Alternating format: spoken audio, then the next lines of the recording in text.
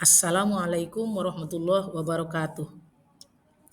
Jumpa lagi dengan saya, Narti Harahap, dengan NIM 501122653.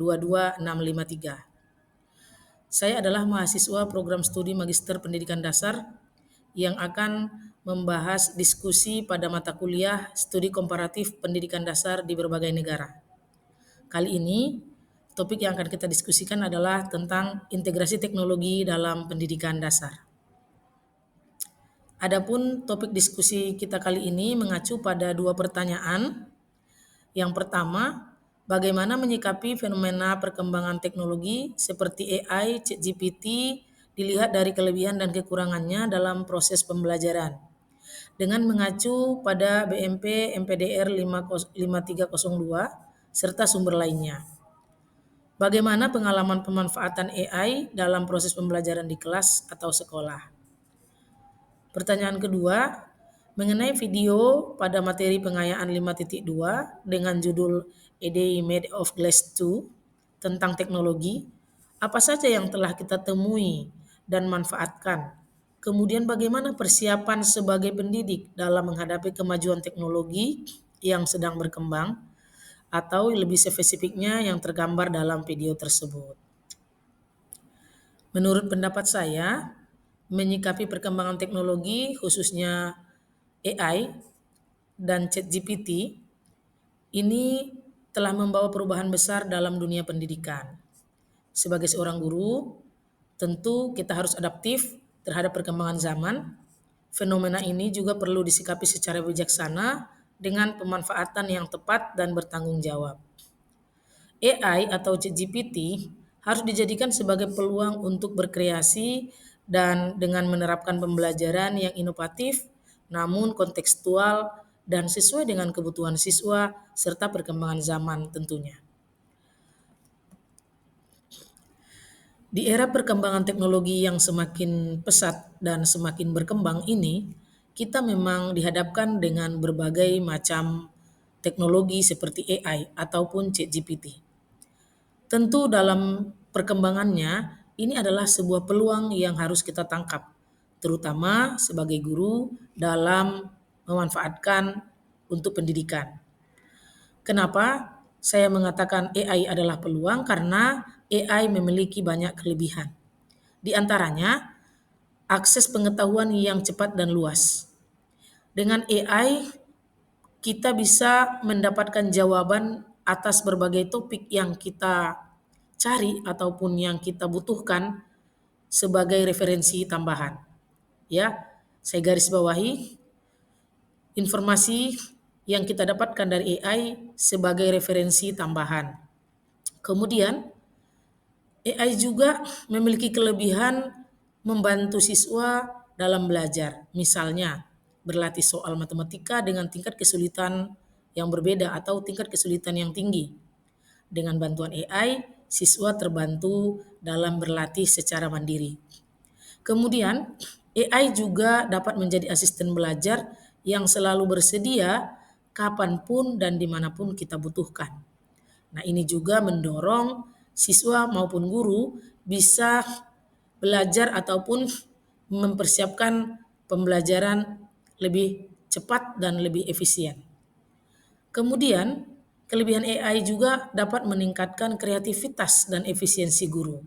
Nah, hal ini terutama dalam administratif, misalnya menyusun materi ajar, menyusun soal evaluasi, atau merancang pembelajaran, dan berbagai materi ataupun LKPD dalam pembelajaran yang dibutuhkan oleh guru. Nah, guru dapat memanfaatkan AI ini dalam membantu proses pembelajaran sehingga bisa lebih efisien. Di samping memiliki kelebihan, AI tentu saja memiliki kekurangan sekaligus tantangan dalam pembelajaran. Adapun kekurangan dan tantangan AI dalam pembelajaran adalah sebagai berikut. 1. Potensi ketergantungan dan menurunnya kemampuan berpikir kritis. Ketika kita menggunakan AI, tentu saja ini menyebabkan penurunan kemampuan berpikir kritis. Apalagi hasil yang diperoleh dari AI tidak kita tambah ataupun kita revisi atau modifikasi sesuai dengan kebutuhan kita. Kemudian yang kedua kekurangannya adalah jika digunakan tanpa pengawasan, ini siswa cenderung hanya menerima jawaban tanpa memahami proses berpikirnya. Serba instan, serba cepat, bukan berarti sudah tepat. Namun disinilah proses berpikir yang perlu bimbingan dan pendampingan. Nah, kekurangan AI ini tanpa adanya pengawasan ini menyebabkan menurunnya kemampuan analitis dan kemampuan berpikir kritis serta pemecahan masalah pada siswa. Kemudian, tidak semua informasi yang diberikan AI selalu benar atau tidak sesuai dengan konteks lokal misalnya. Dalam penggunaan kurikulum di Indonesia, guru tetap perlu memverifikasi setiap informasi karena informasi yang disajikan oleh AI belum tentu cocok untuk daerah ataupun wilayah tempat kita mengajar. Kemudian, ini juga kekurangannya bisa mengikis etika dan integritas akademik. Artinya, hasil yang diperoleh dari AI dengan instan itu terkadang bisa disalahgunakan. Misalnya ketika siswa mendapat tugas, maka dia menggunakan hasil atau jawaban semata-mata dari AI tanpa memikirkan, tanpa menganalisa secara mendalam. Sehingga di sini proses belajar atau kesungguhan belajar itu akan terkikis jika siswa kita menggunakan 100% hasil dari AI. Kemudian kekurangannya adalah memang kesenjangan akses digital. Hal ini sebagaimana data Kemdikbudristek pada tahun 2024. Ternyata masih terdapat 35% sekolah dasar yang belum memiliki akses internet yang memadai. Kesenjangan akses digital ini tentu saja menjadi kekurangan dari AI itu sendiri. Selanjutnya, AI juga tidak memiliki dimensi sosial emosional karena pembelajaran tidak semata-mata materi ataupun transfer knowledge, tapi pembelajaran harus menguatkan karakter siswa. Senada dengan filosofi pendidikan yang disampaikan oleh Ki Hajar Dewantara bahwa pendidikan itu harus bisa mempertajam pemikiran dan memperhalus budi pekerti. Artinya, jika kita menginginkan materi atau berbagai informasi, itu memang sudah tersaji dengan sangat luas dan sangat banyak dan disuguhkan oleh AI kepada kita. Namun, pendidikan tidak sesempit itu, tidak sekedar materi, tapi bagaimana memperhalus budi pekerti, melatih sosial emosionalnya siswa. Nah, disinilah pentingnya bimbingan, pengawasan, dan juga arahan dari seorang guru. Guru perlu terus belajar, tentu saja adaptif dengan perkembangan teknologi, agar dapat menyesuaikan strategi pembelajaran yang relevan dengan siswanya. Contoh nyata, ketika siswanya misalnya membutuhkan cerita yang ada di dalam internet, boleh saja kita jadikan inspirasi, tapi kita tidak bisa serta-merta mengambil semuanya. Tentu kita cocokkan, kita sesuaikan dengan kebutuhan siswa, misalnya kelas rendah. Apakah teks yang tersaji itu cukup panjang atau apakah teks yang tersedia itu sesuai dengan kondisi dan kebutuhan anak kita di kelas. Tentu saja panjang tidaknya teks yang tersedia itu kita sesuaikan dengan tingkat perkembangan anak juga. Terutama yang kelas rendah mungkin atau kelas tinggi misalnya. Seorang guru boleh saja menggunakan AI, namun dalam pemanfaatannya di kelas disesuaikan dengan kompetensi siswa, kondisi siswa, latar belakangnya, dan semua kebutuhan belajar siswa perlu diperhatikan sehingga bisa mengakomodir variasi kompetensi, variasi gaya belajar yang sesuai dengan siswa kita. Adapun pengalaman pribadi saya dalam memanfaatkan AI di kelas atau dalam proses pembelajaran adalah sebagai berikut. Saya mengajak siswa berliterasi. Nah, ini contoh nyata dalam pelajaran bahasa Indonesia. Ketika saya mengajarkan materi tentang menganalisis informasi visual, saya mengajak siswa mengamati berbagai infografis yang sudah saya ambil dari berbagai teknologi digital. Misalnya dari YouTube, bisa juga dari Google, dari Canva, dari berbagai platform lainnya.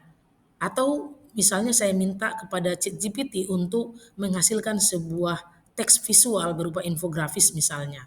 Nah, tentu saja hal ini membuat siswa tertarik karena gambar-gambar yang di sana memang sangat menarik.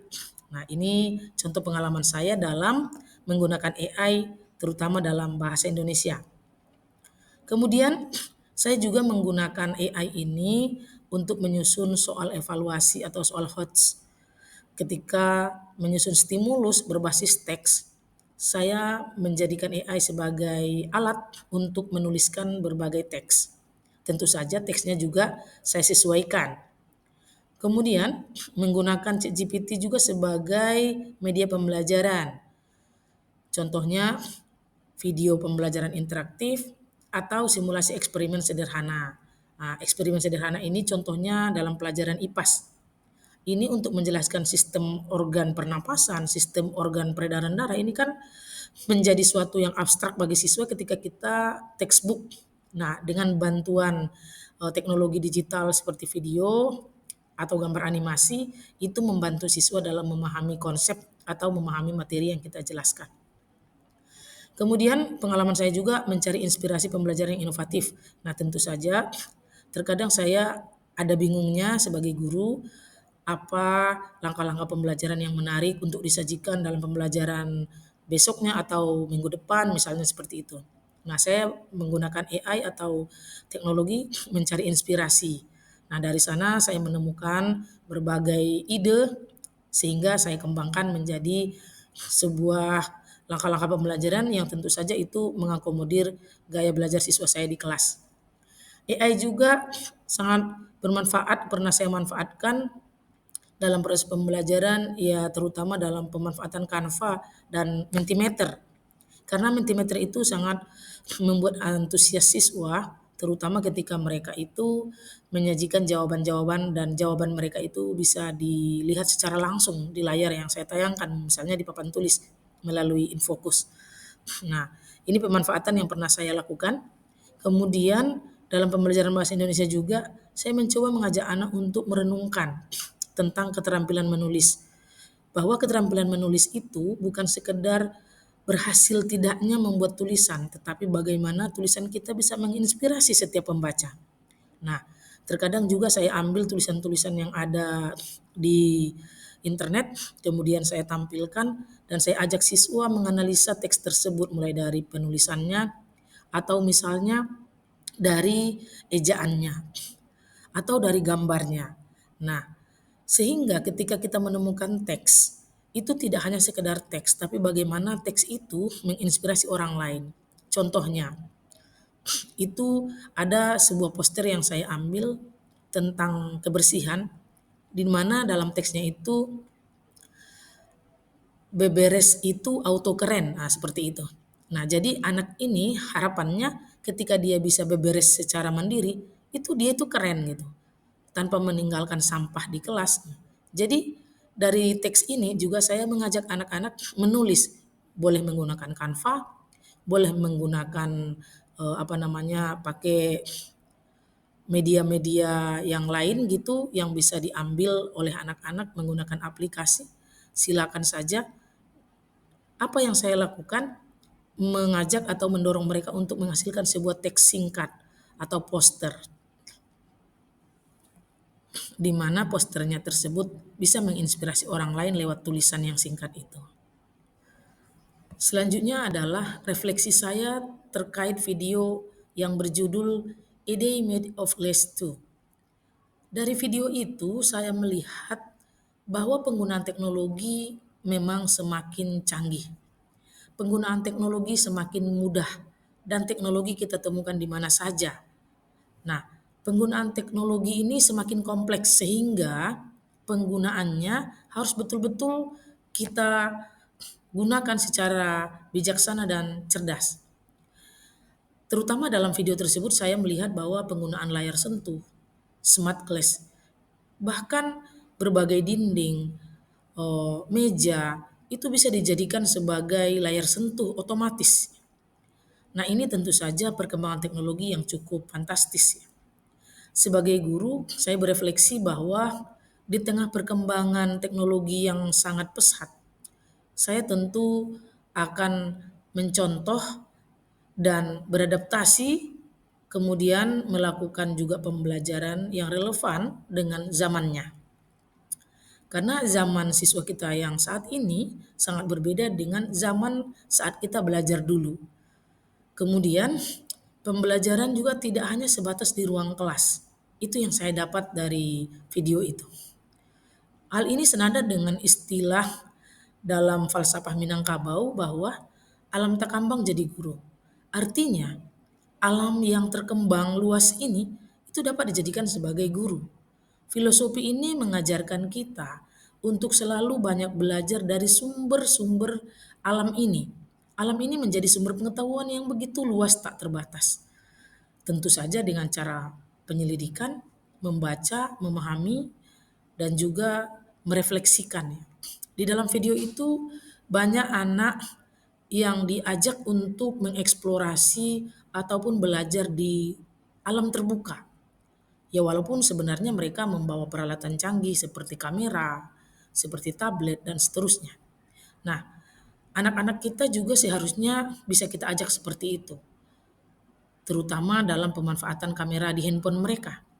Nah, ini pernah juga saya lakukan sebenarnya dalam pembuatan video untuk mencegah dampak plastik di lingkungan sekitar. Nah, mereka membuat video, mengambil video dari lingkungan sekitar yang mereka foto, kemudian dijadikan sebuah video bahwa cara pengolahan sampah itu seperti apa, cara pemilahan sampah seperti apa. Nah, ini hanya menggunakan kamera sederhana. Nah, sebenarnya dari video tersebut juga mengajak kita bahwa teknologi itu harus kita manfaatkan secara bijaksana. Kalau misalnya kita hanya menggunakan kamera dari handphone, nah itu juga sudah termasuk mengadopsi dari perkembangan teknologi. Tentu saja kita sesuaikan juga dengan konteks budaya atau konteks lingkungan kita. Tentu saja prasarananya juga. Ketika tidak ada kamera, maka mungkin kita bisa menggunakan apa yang ada, apa yang tersedia. Dan yang lebih penting adalah dalam video itu saya belajar bahwa belajar tidak hanya di ruang kelas, tapi juga di alam terbuka. Guru harus inovatif, menciptakan proses pembelajaran, menggunakan teknologi atau mengintegrasikan teknologi juga tentunya, dan mengajak siswa untuk selalu berpikir kritis, analisis, dan melakukan eksplorasi. Kesimpulannya, kita harus memaksimalkan kehadiran ChatGPT ataupun AI sebagai peluang untuk berinovasi demi pendidikan yang lebih bermutu dan berkembang ke arah yang lebih maju. Sebagaimana motonya Kemdikdasmen saat ini, dengan penerapan pembelajaran mendalam adalah pembelajaran mendalam mewujudkan pendidikan bermutu untuk semua. Tentu saja kehadiran ChatGPT juga kita harapkan untuk mewujudkan pendidikan yang bermutu untuk semua. Namun, guru harus mampu berperan sebagai navigator dan pengarah etika penggunaan teknologi agar AI benar-benar menjadi alat bantu yang memperkuat pembelajaran, bukan menggantikan proses pendidikan itu sendiri. Guru perlu mengintegrasikan teknologi informasi komunikasi atau TIK secara efektif agar bisa berdampak pada kualitas pembelajaran. Selain itu, TIK ataupun GPT AI juga dapat meningkatkan motivasi siswa dan memberikan akses yang lebih luas ke berbagai sumber pembelajaran, serta memfasilitasi pembuatan dokumen penting yang mudah dan cepat. Jadi, penggunaan AI, teknologi, ChatGPT dan sebagainya harus kita maksimalkan dampak positifnya demi pembelajaran yang lebih inovatif, interaktif, dan adaptif.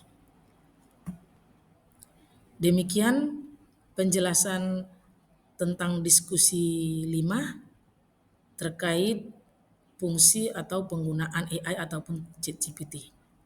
Terima kasih atas perhatiannya. Assalamualaikum warahmatullahi wabarakatuh.